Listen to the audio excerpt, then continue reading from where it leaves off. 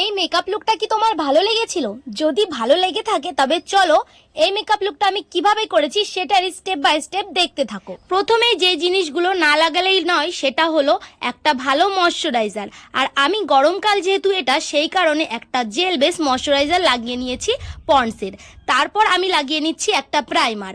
এখানে আমি সুইস বিউটির পোর ব্লারিং প্রাইমারটাই অবশ্যই ময়শ্চারাইজার লাগানোর সঙ্গে সঙ্গেই কিন্তু আমি প্রাইমারটা ফেসে লাগাইনি, কিছুটা সময় ময়শ্চারাইজারটাকে ফেসে অ্যাবজর্ব হওয়ার জন্য দিয়েছি, তারপর আমি প্রাইমারটাকে লাগিয়েছি।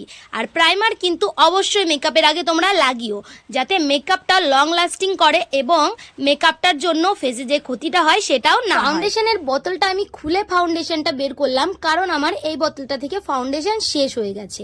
আর আমি যেহেতু একটু ফাউন্ডেশন বাদ দেব না, তাই এভাবেই ব্যবহার করি এটা থেকে। আর এখানে যে আমি ব্লেন্ড করছি সেটা কিন্তু ড্যাব ড্যাব মোশনেই ব্লেন্ড করছি, তোমরা দেখতেই পারছো। আর আমি এই ব্লেন্ডারটা কিন্তু অবশ্যই ব্লেন্ড করার আগে সুন্দরভাবে ভিজিয়ে নিয়েছিলাম, আর তারপর জলটাকে ভালোভাবে চিপেও নিয়েছি। তোমরাও কিন্তু সেভাবেই ব্লেন্ড করো, তবেই কিন্তু ব্লেন্ডটা ভালো হবে, না হলে কিন্তু ব্লেন্ড ভালো হবেও না। ফাউন্ডেশনটাকে মুখেও যতটা সুন্দরভাবে লাগাতে হবে ততটাই সুন্দরভাবে কিন্তু আমাদের গলাতেও লাগাতে হবে, নাহলে মুখ আলাদা গলা আলাদা লাগবে কিন্তু পরে, সেই জন্য সেটা কিন্তু খেয়াল রাখবে।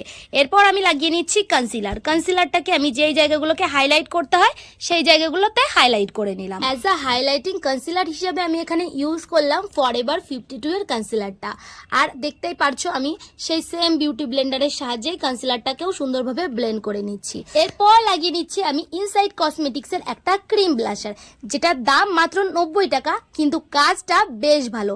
তোমরাও কিন্তু অবশ্যই ট্রাই করতে পারো কম দামের মধ্যে যদি কোনো ব্লাশার। দেখতে পাচ্ছ ব্লাশারটাকে কিন্তু আমি ব্লেন্ডারে লাগিয়ে ব্লেন্ড করছি, কিন্তু প্রথমেই ব্লেন্ডারটাকে একটু আমি হাতে মুছে নিচ্ছি, তারপর আমি ফেসে লাগাচ্ছি যাতে এক্সট্রা প্রোডাক্টটা মুখে না লাগে। এরপর লাগিয়ে নিচ্ছি আমি একটা লুজ পাউডার অথবা সেটিং পাউডার অথবা ফিক্সিং পাউডার। তো পাউডারটাকে আমি নিয়েছি, তারপর আমি সেটাকে হাতে একটু ঝেড়ে নিলাম, তারপর লাগিয়ে নিলাম, কারণ এটাতে আমাদের ফেসে এক্সট্রা পাউডারটা লাগবে না ওই প্রোডাক্টগুলোর মতন। আইলিডটা যেহেতু আমি আগে থেকেই কনসিল করে নিয়েছি, সেই কারণে আমি সেটিং পাউডার দিয়ে আইলিডটাকেও সেট করে দিলাম, আর পুরো মুখে তো সেট করছি। তারপর আমি একটা পাউডার ব্রাশ দিয়ে এক্সট্রা পাউডারটাকে ফেস থেকে ঝেড়ে নিলাম। এবার আমি কন্ট্রোল করে নিলাম, ফেসটাকে একটু সরু দেখানোর জন্য চিক বোনসে হালকা করে একটু কন্ট্রোল করে নিলাম, আর তারপর আমি নোজ কন্ট্রোল করে নিলাম। এবার আমি পাউডার ব্লাশার লাগাচ্ছি। পাউডার ব্লাশারটাকে অন্য প্রোডাক্টের মতনই আমি প্রথমে হাতে ঝেড়ে তারপর ইউজ করলাম, ডিরেক্ট ফেসে ইউজ করিনি। ঠিক একইভাবে কিন্তু আমি কন্ট্রোলটাকে ইউজ করেছিলাম, ডিরেক্ট ফেসে ইউজ করিনি, হাতে একটু ঝেড়ে নিয়েছিলাম। এবার আমি আইব্রো ডিফাইন করব। আইব্রো ডিফাইন করার জন্য আমি এখানে আইশ্যাডো প্যালেট থেকে একটা ব্রাউন কালারের শ্যাডো নিয়ে আইব্রোটাকে ডিফাইন করে নিচ্ছি। আইব্রো ডিফাইন করার পর আমি করে নিচ্ছি আই মেকআপ। আই মেকআপ করার জন্য আমি একটা ব্রাউন কালার ইউজ করেছিলাম, সেই ব্রাউন কালারটাকে আমি ক্রিজ লাইন পর্যন্ত সুন্দরভাবে ব্লেন্ড করেছি। তার ওপর আমি একটা লাইট ব্রাউন কালার দিয়ে ব্লেন্ড করে দিয়েছি, যাতে ক্রিজ লাইনটা না বোঝা যায়।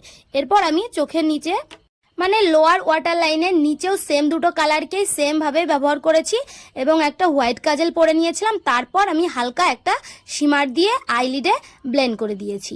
তো এটুকুই ছিল আমার আজকের আই মেকআপ। আর তারপর লাগিয়ে নিয়েছি মাস্কারা আর আইলাইনার। মাস্কারাটাকে কিন্তু আমি ওপরের আইল্যাশের সঙ্গে সঙ্গে নিচের আইল্যাশেও লাগিয়েছি।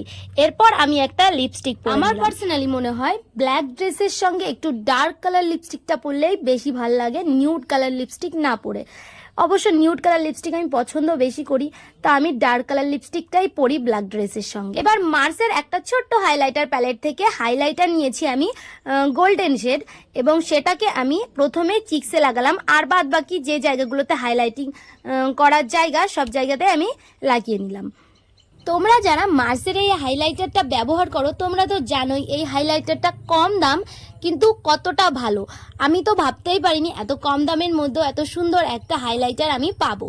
তো হাইলাইটিং এরিয়াগুলোকে দেখো আমি সুন্দরভাবে হাইলাইট করে নিচ্ছি, আর তোমরা তো জানোই কোন জায়গাগুলোকে হাইলাইটিং করতে হয়। ভালোভাবে দেখলে তোমরা এমনিতেও জেনে যাবে যদি নাও জেনে থাকো। তো চলো এরপর আমি একটা সেটিং স্প্রে ইউজ করে নিলাম, যাতে মেকআপটা লং লাস্টিং হয়, মেকআপটা গলে না যায়, সুন্দরভাবে থাকে। আর সব থেকে লাস্টে আমি পরে নিলাম জুয়েলারি। প্রথমে আমি টিকলিটা পরেছিলাম, তারপর আমি টিকলিটাকে খুলেই ভিডিও করেছি। তোমরা জানিও টিকলি পরে বেশি ভালো লাগছে নাকি টিকলি খুলে ভালো লাগছে।